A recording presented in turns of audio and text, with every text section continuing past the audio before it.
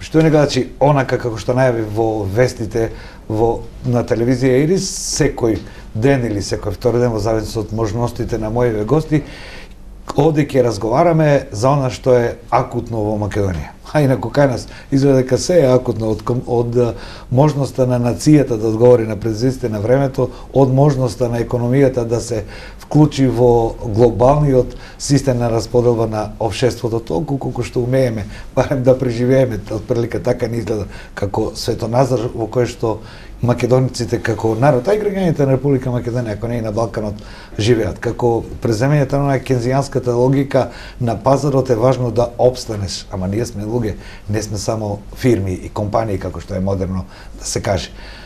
Општеството, социјалната позиција на секој поединец од нас, на политичките субјекти, многу јасна ви е на сите кои тоа го следите или го доживувате секојдневно. Затоа, според многу од аналитичарите, е потребно да се нудат нови решенија, бидејќи ова што го гледаме досега подсетува на нешто веќе видено, подсетува на постојана борба на два поларизирани точки во Македонија кои се исцрпуваат во меѓусебната борба. Барем така велат социолозите, професори. И затоа јас имам чест денес во овој продолжен дел од викендот, нешто повеќе од половина час, да разговарам со исто така универзитетски професор кој се обидува да понуди некои други решенија. Ваша е одлуката околу тоа што ви е блиско до вашето размислување, што ви е очекување за вашиот личен статус во општеството, а на оние кои ви нудат на политичкиот пазар е нивна задача е да ви нудат. Затоа следете го мојот разговор со професорот Ристовски, за кого што досега гледавте како експерт низ разни телевизии во Македонија, зборуваше на различни теми, а оде ексклузивно на Нерис телевизија како иден председател на Интегра. Професоре, добро дојдете во продолжетокот од мојот дневник. Пред да разговарам со вас, се спремајќи се да разговарам, па читав што сте работеле досега. Има едно прашање за почеток, бидејќи малку ве знаат граѓаните, меѓутоа некаде од 2000 година учествувате во многу форуми, сте дел од комисиите во и советник во владата, па сте професор и тоа барем според мене интересно е кога вашите трудови на полето на меѓународната политика, на полето на економијата и на теологијата.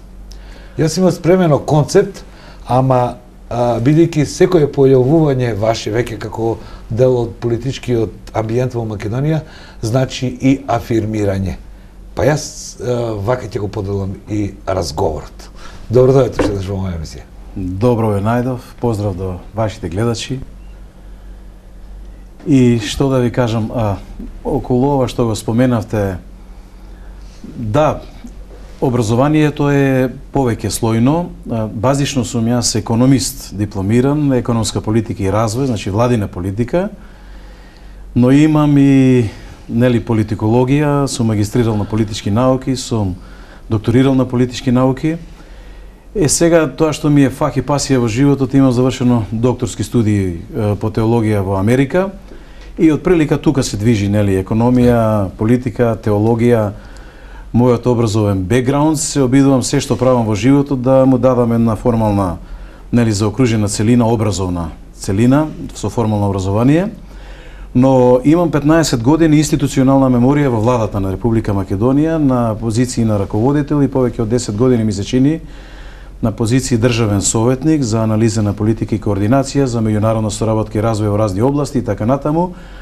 Во професионалниот дел на администрацијата, значи тоа се непартиски позиции. Така, да не мислат граѓаните дека сте плаќени од Не, и од тие позиции некаде на почетокот 2015 проценив дека е потребно да влезам во еден мој личен екзит програм од владата, да ја напуштам, почнав со првата колумна за Макијавели некаде јануари 2015 и во наредните месеци зачестував со колумни, интервјуа по новини и природно беше да побарам спогодбен прекин на работниот однос во владата и по Божја промисла некаде на 1 септември 2015 ја напуштив спогодбено владата и од тогаш сум присутен на јавната сцена. Главната идеја водилка ми беше да понудам еден поинаков политички дискурс, да извршам влијание, да вредноста, доблесностите и интегритетот влезат во политичкиот дискурс во македонската политика, значи да изнесеме на јавна цена нешто што е ново, едно поинако гледање, малку витешки пристап во политиката.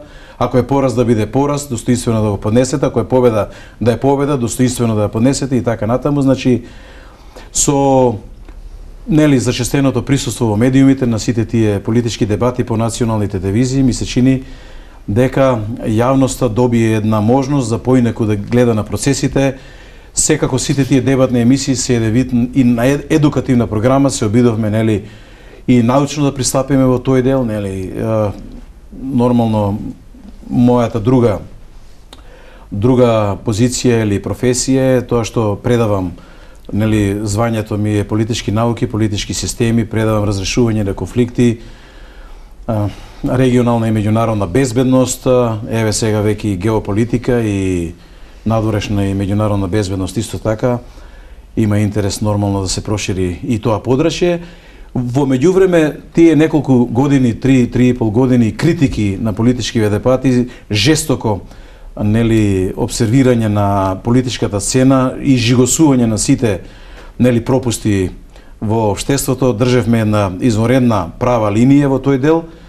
Мораше да се заокружи со понудени решенија. Од тука издадов 2 книги, едната е политичка визија, вредносниот модел на политички поредок, а втората е демистификација на догмата, кои што се компатибилни со 750 страници автохтон изворен македонски производ излејани од срцето, за нацијата, за државата, како ние мора да го престроиме општеството на вредносни основи. Само општество засновано на вредности може да биде просперитетно општество и нормално откако заврши тој процес на објава на тие книги, на таа теоретска експликација, научна теоретска експликација, природно беше да заокружиме со формирање на политички субјект, тоа е Интегра, Македонска конзервативна партија. Ако сакате вашите идеи и вашата визија да имплементирате во стварноста, да стане дел од општествената реалност во Македонија, ќе мора да излезете на избори. Тоа е тој партиципативен, компетитивен модел на демократија. Мора да се пробате да ги освоите срцата на народот, да стекнете довербата на нацијата и да се обидете да ги менувате однатре во политичкиот систем основите и да градиме едно поинакво, по-просперитетно општество каде што личниот потенцијал на секој индивидуа ќе дојде на сцена и до израз. Професоре, модерните психолози на светот, посебно овие што го следат Фукујама, велат дека заблудата може да влезе и во оценките на рамките на лечење како депресија и сличните од колективните болести што во 21 век ни се појавуваат. Јас имам одено прашање од личен аспект, бидејќи го доживеавме промената на крајот на минатиот век и милениум со надежта дека едно ригидно општество, за кое што денес му даваме многу квалификација, ама не беше токму така, ќе го замениме со демократија, од кое што ќе се почитува слободата, човечките права, во економијата, дека неолиберализмот ќе доведе до можност способните, интуитивните, истрајните да го верифицираат тоа, валоризираат на пазарот, и дека ќе имаме едно уредено правно и социоекономски општество во кое што ќе живееме пристојно. Меѓутоа, како ми дозволете пред да почнам да ви поставам прашање околу тоа вашата анализа. Ние денес имаме политички партии кои се отприлика како да излезе од шинилот на 7-миот конгрес на Сојузот на комунистите од 66-та година, каде што се управа од финансии до идеи, до организација од едно место, неспособни за давање на интуитивност на пониските ешалони. Имаме крах на либералната, на неолибералната економија, која доведе до една друга ситуација, а тоа е денес финансискиот капитал во светот да е 3 пати поголем од реалниот, банките се солидни, супер, а ние се помалку пари во джеповите и полоши живееме. И трето, криза на моралот. Денес немаме идентификација, дури не национална, туку нашите деца велат светот е капија за нас. Еве ја мојата објаснување, ве молам за ваша... Значи, внимавајте, колективните системи, колективните општества или општествата засновани на колективитети доживеа дебакл. Значи, тоа е пропаст во историска, емпириска смисла. Сите знаеме дека тие колективни системи пропадна илузија, сега ние да се враќаме кон колективитетот, оттука нели подолжба на општество, на класи, на не знам слоеви и така натаму, тоа се треба да отиде во историја. Базичниот, ако сакате, библиски базиран, фундиран модел е индивидуата.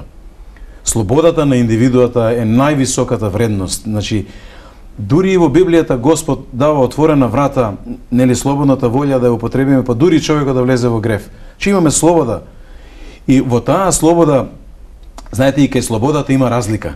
Имате слобода и имате ослободување. Слободата е, значи, само еден чин, а ослободувањето е процес и е фаза на живење. Значи, вие треба да сте абсолвирале слободата и да сте ја прифатиле како таква.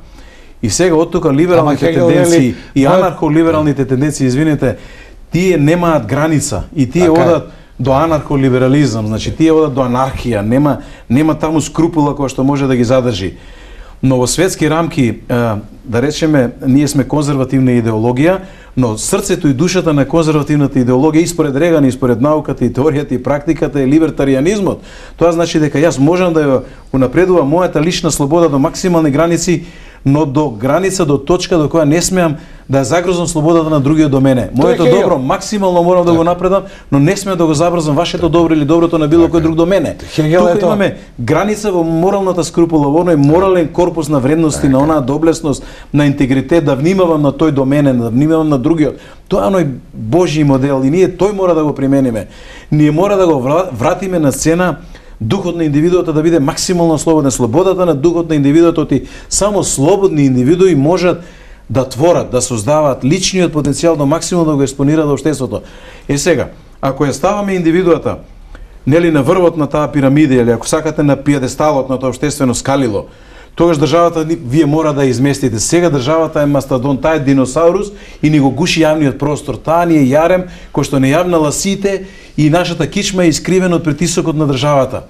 Значи со постојаните даноци, со постојаните ограничувања, тоа што вие го споменате, тоа не е ништо различно од периодот на комунизмот кој што вие го говоревте. Тоа е само трансформација некоја која што едноставно ги тишти нашите граѓани. Нашите граѓани нема слобода да мислат, нема слобода да одлучуваат самите за себе, нема слобода да одлучуваат за својот личен потенцијал, да го издигнат до максимум, нема слобода. Ние мора да ја вратиме таа слобода. Оти само во услови на слобода на духот на индивидуото и слобода на духот на нацијата, ние може да твориме, да создаваме и да одиме напред кон прогрес и кон просперитет. Тука ни пречи државата и ние мора да ја изместиме државата. Идеална вредност. Државниот апарат, државата како целина, како апарат, како репресивен апарат, ние таа држава мора да поместиме од центарот. Оти таа станува гломазна, таа расте се повеќе, бара, троши се повеќе. 140.000 ние имаме сега јавна администрација во Македонија. Тоа е страшен баланс, 60% од буџетот ние го користиме. Буџетот е веќе 1/3 од бруто домашниот производ. Нормални просперитетни држави имаат 1/4 од бруто домашниот производ буџет. Ние имаме 1/3, што е страшно оптоварување. Бизнисите тонат, луѓето тонат. Солвентност нема, мали и средни предпријатија не може да растат, притиснати се од сите страни. Едноставно имаме безперспективност на државата, задлжувањето расте енормно. Ние се задлжуваме како влада 60 до 70 милиони евра да покриеме дупка во здравствениот и во пензискиот фонд.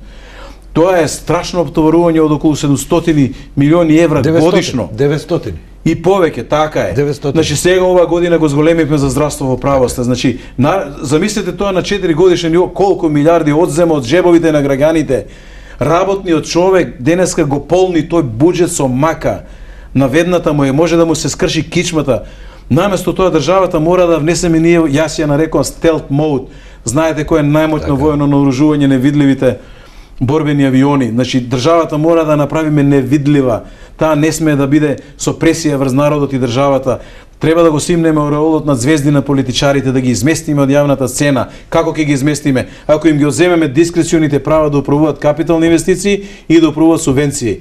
Од тука нашава вредностна либертаријанска идеологија подразбира трансформација на сите капитални инвестиции во мега еквити фондови во еден фонд македонски инвестиции кој што е надвор од буџетот.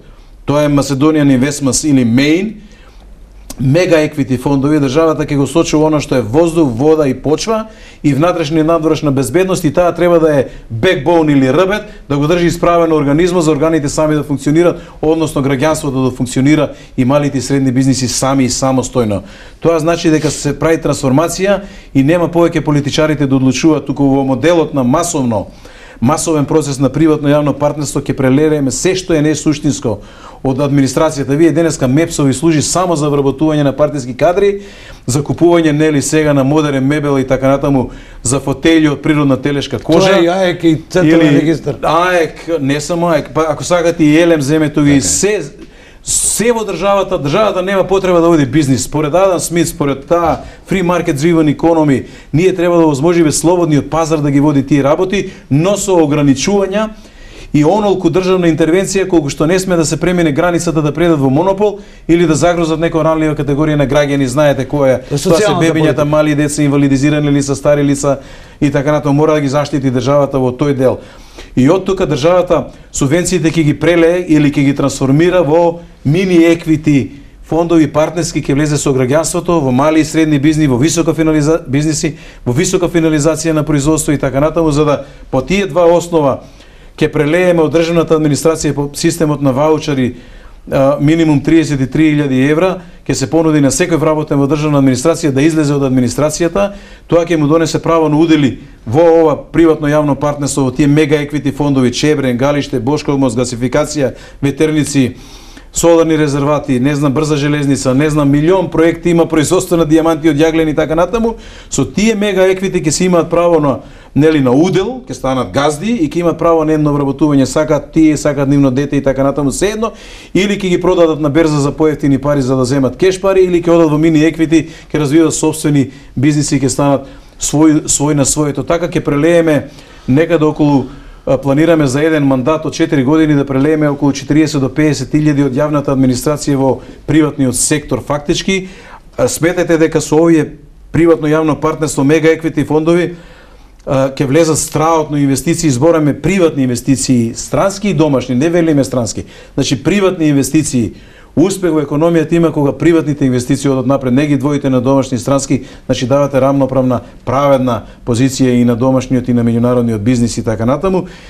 И во тој случај бруто домашниот производ драстично ќе порасне, ќе создадеме услови за нели првиот мандат стапката на учество на буџетот до бруто домашниот производ да падне од 1/3 на 1/4. Израел, например, годишно произведува 280 милиони долари, има 70 милиарди долари, има 70 милиарди буџет, тоа е 1/4, 25% од бруто домашниот производ е буџетот на Израел, например. А кај нас на 10 милиарди имаме 3,5 милиарди, значи повеќе од 1/3 имаме, што е 33%, колку повеќе ние зафаќаме од џебовите на граѓаните, од животот на луѓето, ние им ја одземаме перспективата на луѓето, на новите генерации. Родителите денес до 15-20 одат исправено и гордо, после 15-20 веднат глава, затоа што не може да ги задоволат апетитите на своите деца за просперитетен живот. И ги тераат да земат бугарски пасоши, да одат надвор, да се мачат во бел свет, да бидат робови, наместо да бидат свој на своето. Значи ние затоа излегуваме на пазарот да понудиме една перспектива која што ќе ги отвори амбициите на младиот човек да почне да создава свој на своето, и затоа природбата нарековме метаноја, пресврт, свртување на умот, на свеста, за 180 степени да направиме пресврт. Ако досега сме размислувале на еден начин некој да ни даде, сега да размислуваме на друг начин, дајте да засукаме ракави, државата само ни создава услови и ние треба да ги искористиме. Државата секому ќе даде шанса да стане сам свој газда. Значи секому ќе подаде рака, дури и да сгреши еднаш два пати, ќе го крепи нели како мало дете додека да прооди. Значи ќе му дава гаранции за да може банкарски кредити да земе, да влезе во овие мини еквити фондови, да развива идејата да се бори со личен потенцијал до максимум да го изведе од себе, да стане успешен член на општество. На тој начин системот сам по себе ќе почне да продуцира среќни и задоволни граѓани. И ние имаме визија дека мора да ги искористиме прво внатрешните ресурси, внатрешниот потенцијал на државата, а не веднаш да се фатиме за Светска банка и за ММФ. И тој најголем ресурс на државата, најголемиот потенцијал е човечкиот фактор. Ние имаме доволно образовани и едуцирани кадри, дури и со иновативни проекти ќе почнеме да враќаме од надвор. Понатаму имаме ние стратегиски ресурс водата. Водата мора да издигнеме на највисок стратегиски ресурс на државата. Значи со посебна агенција за води го вадиме нели делот на водостопанство од Министерството за земјоделство, од екологија и од економија, и водата станува стратегиски ресурс под капа на владата и на премиерот. Ние сме вториот басен во Европа, знаете, Солунска глава после Винскиот базен и така натаму. Таа е стратегиски ресурс на Македонија. Знаете дека Трета светска војна ќе се води за вода, тука е нашата сила. Понатаму Македонија во студијата на Макнамара од 60-тите години во време на Благој Попов и така натаму е наречена ризница. Значи, умните луѓе во светот ја препознаваат Македонија како ризница. Тоа значи дека културното благо, културното наследство мора да стане новиот стратегиски ресурс на државата. И тука имаме иновативен проект со посебна агенција за културно наследство. Иако за волја на вистината ќе укинуваме многу министерства, министри без ресори секако, во овие 1200-300 институции многу има дуплекс и триплекс, таму ќе има сериозна рационализација, таму ќе се црпи овој дел, нели, за да се прелева во приватниот сектор, значи ќе настане на општо растаретување на државата од јавната администрација, но на чесен начин никој нема да остане без работа, секому ќе му биде подудена шанса, нели, и за вработување, но и да стане свој газда со сето она што дотогаш го сторил, и на тој начин преку растаретувањето на државата, преку намалувањето на буџетот од 1/3 до 1/4 од бруто домашниот производ, ние ќе имаме номинално многу поголем буџет заради растот на бруто домашниот производ. Во принцип, нема да настане никаква штета, но тоа ќе создаде услови да го задржиме рамниот данок и да воведеме регресивни стапки 9, 8 и 7% за повисоки категории на примања, и веќе третата година ќе можеме да воведеме концепт на бруто плата, кој што е нормален во западниот свет, а ние овде имаме товарување од 53-54% придонеси, даноци и не знам што од платата, и тоа е едно сериозно оптоварување и за бизнисот и за луѓето. Значи ќе се задржи само една минимална стапка на персонален данок према државата, минимална стапка за здравствени пензијскиот фонд, да не ги скршиме фондовите.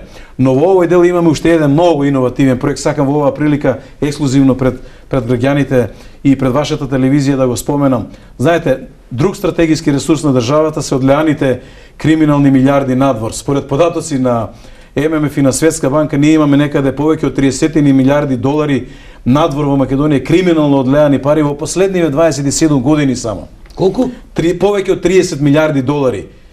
И што е најинтересно, знаете дека парите во економијата имаат трейсибилити, следственост, и отприлика се знае во кој период колку и каде се одлеани од државата. Исто така го знаеме податокот на Global Financial Integrity, кој што вели дека од официјалните платни биланси на државата годишно се одлеват околу половина милиарда.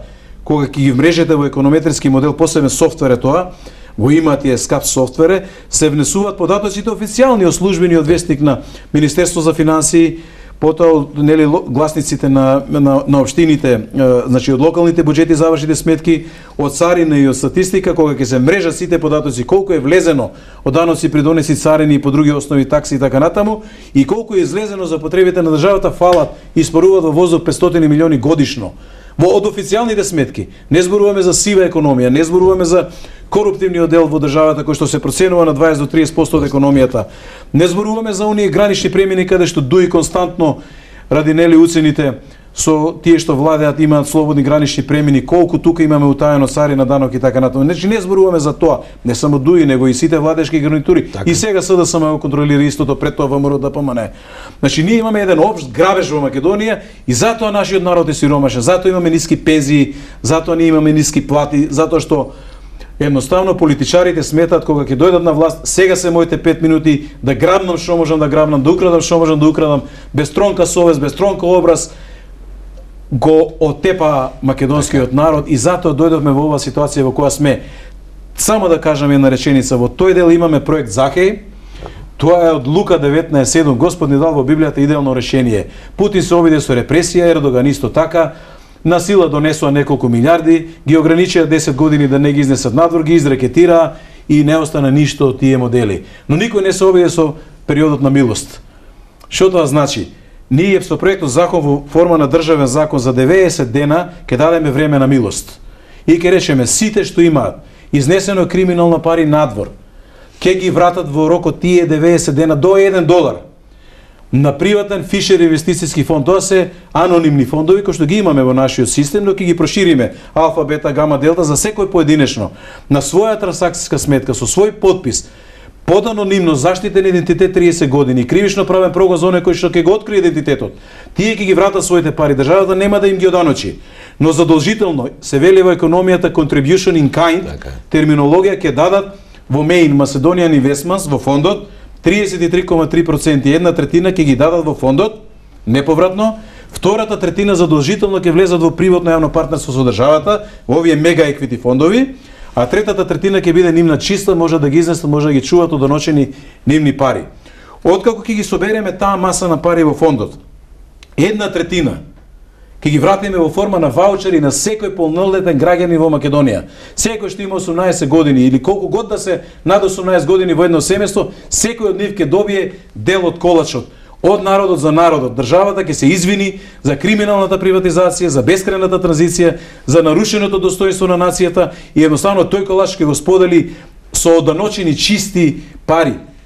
Значи чисти грант ќе добијат луѓето, колкав ќе биде колачот од прибраните криминални пари, толков ќе го вратиме прем популацијата. Втората третина ќе оди во нели учеството на државата во тие мега еквити фондови во приватно јавно партнерство, а третата третина ќе го санираме финансиска консолидација 2 години на фондот за здравство и фондот за пензиско, за да го подготвиме третата година за слободен влез на приватни здравствени финансиски фондови и осигурителни компании и приватни здравствени пензиски во овој дел, за да може конечно пензиите да почнат да растат.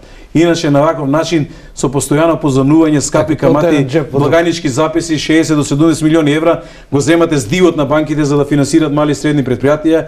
Не имаме конзервативен банкарски систем каде што немаме конкуренција, немаме слободен пазар, масата на капитал е толку и успева само големите фирми и успева само државата со благајнички записи. Мали и средни предпријатија не може да дојдат до солвентност, до квалитетни кредитни средства, до инвестиции, до развој и така натаму. Професоре, плановите и кога се најдетално направи и најнаучно издржани, треба некој да ги направи. Требаат луѓе. Јас само едно кратко прашање. Вие рековте да се врати. Одлично ви е поента. Зошто би го направиле тоа?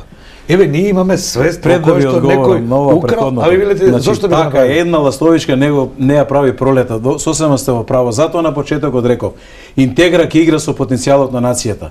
И во овој меѓу период, ако го погледнете лидерскиот тим на Интегра од 76 објавени на интернет страната Integra.org.mk, integra.org.mk, ќе видите дека тоа се луѓе кои што постигнале кариера. Имаме повеќе од 12 професори и доктори на науки. Имаме повеќе од 12 магистри на науки. Имаме луѓе, имаме генерали, имаме луѓе кои што успеале во своите кариери и тие сега решиле, се одважиле да засукаат ракави и да го споделат тоа со нацијата. Вчера еден пријател ми рече, баш вели, постои изрека паметните попуштаат. Но до тука беше. Повеќе паметните не попуштат, паметните засукуваат ракави, влегуваат во Интегра и партнерски, заеднички, во полн лидерски капацитет ќе изведеме Македонија во зоната на полна демократија и во зоната на просперитет како што не сонувале ВМРО и СДСМ овие 27 години. Тоа ви го гарантирам од јас пред да влезем во оваа работа со случен завет со Бога. На избори ке случен завет со мојот народ. Дека се што ќе кажеме, тоа е и насловот на Интегра. Тоа што го мислам да го зборувам, тоа што го мислам и зборувам да го правам. Тоа што ние ќе го ветиме во предизборието, тоа ќе го оствариме. Малку ако измрдаме 1 милиметар да не заборава за веки веков. Никогаш повеќе да не излеземе на политичка сцена.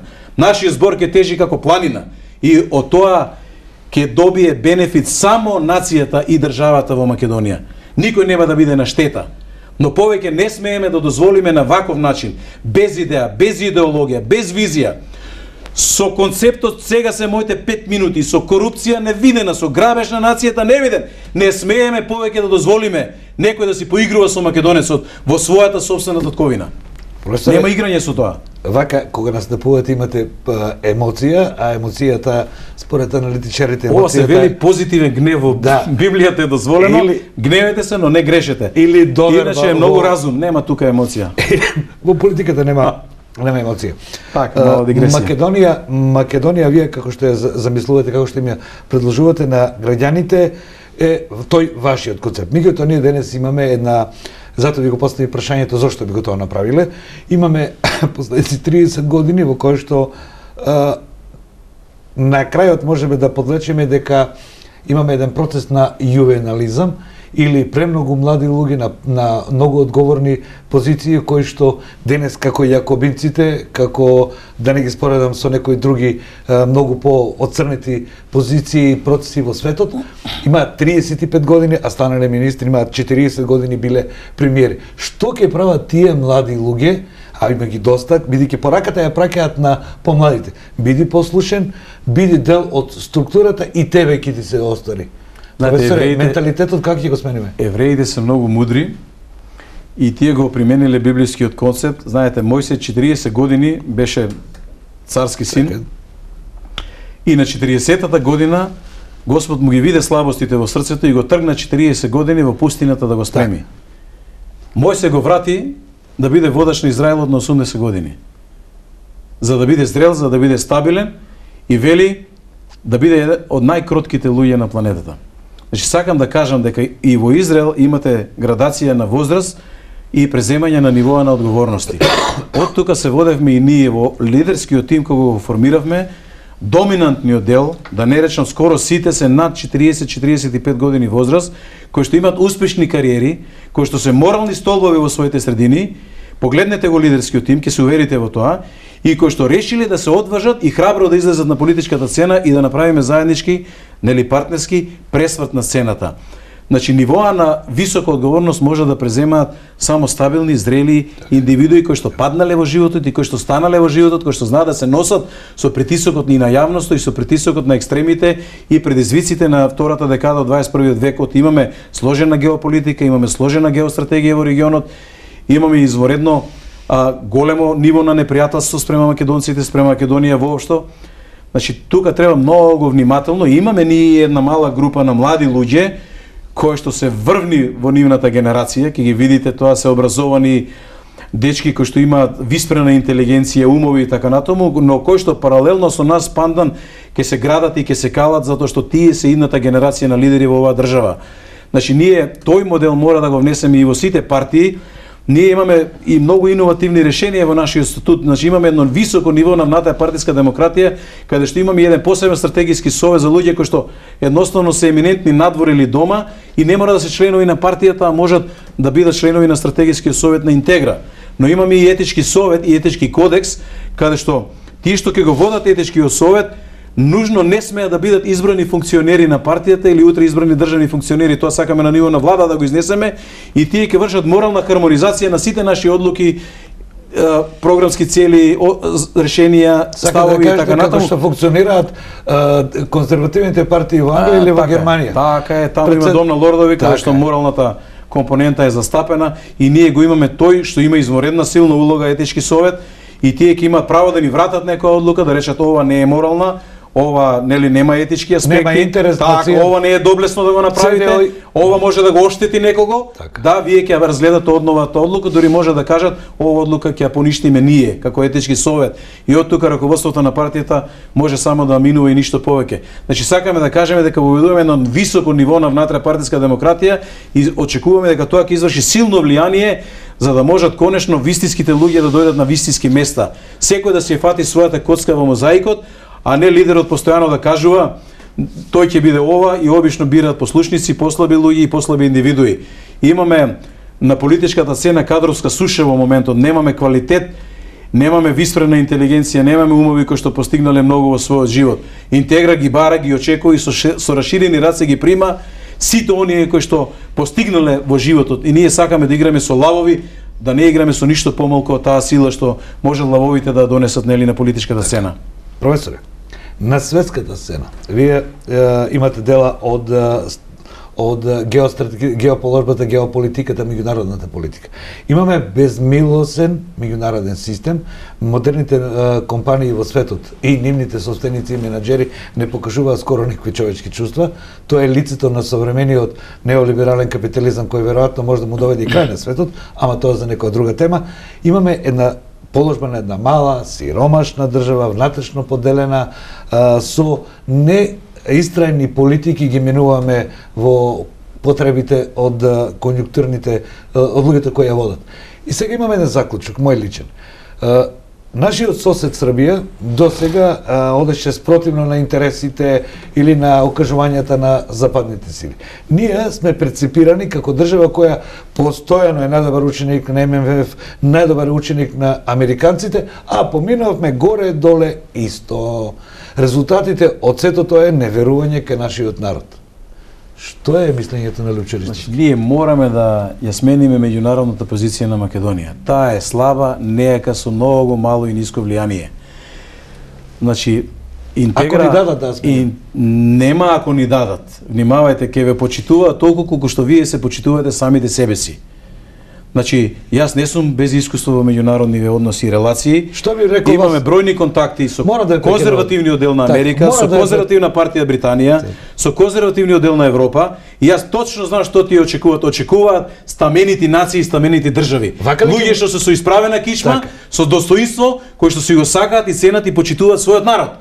Луѓе што веднат глава, што виткаат кичма, не се вредни за достоинство во нивните очи. Знаете што велат американците? Златно правило. Не ми приоѓа со проблем. Приди ми со решение. И лоат фронт, тоа што вие го сакате, вие ќе го извадите на маса. Од тука, јас сум им кажал во сите разговори, ние може да бидеме партнери. Како сакате, може да дишеме и како едно срце и една душа.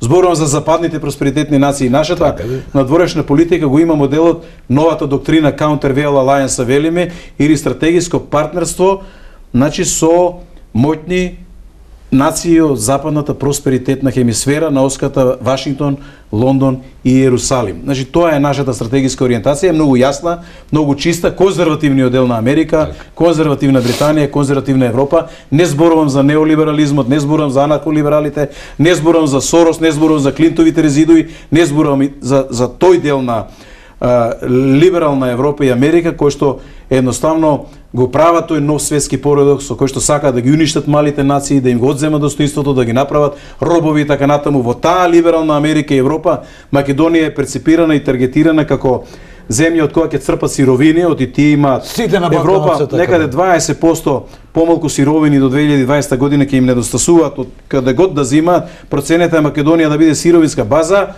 а нормално кај што имате сировинска база, имате ефтина робовска работна сила и затоа германецот инвеститор ви вели, ја не дојдов овде плата да дадам, јас дојдов тука да го експлоатирам нели трудот и неговата ниска цена за волја на вистината.